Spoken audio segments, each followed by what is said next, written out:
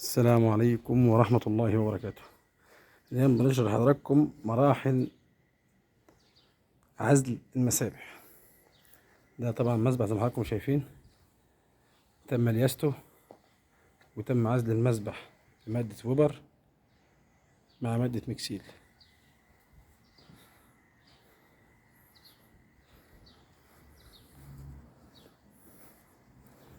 ده طبعا تاني وجه، الوجه النهائي. تاني وجه ده يبدأ الاختبار بالمياه إن شاء الله بعد يومين نختبره بالمياه، بعد اليوم بيومين نغمر المخبز بالمية، وإن شاء الله بيصير أموره طيبة بأمر الله بعد العزل الوبر والمكسيل الأسباني.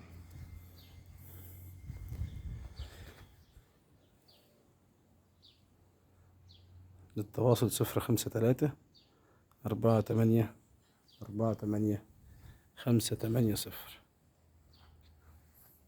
معكم مؤسسة ركن الأرض للعوازل والمقاولات، عزل الفوم الحراري المائي المعتمد من شركة الكهرباء، وعزل المسابح، وعزل خزانات، عزل أسطح مبلطة.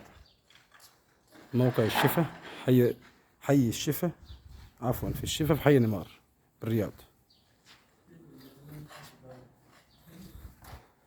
إن شاء الله يكون حضراتكم استفدتوا بمراحل وخطوات عزل مسبح. ده زي ما حضراتكم شايفين، ده المسبح تم عزله وجهين، مادة الوبر ووجه بمادة مكسيل السوبر الأسباني، ضمان 10 سنوات مع اختبار المياه 3 أيام. للتواصل 053-48-48-580. والسلام عليكم ورحمة الله وبركاته. يا أبو عبد العزيز.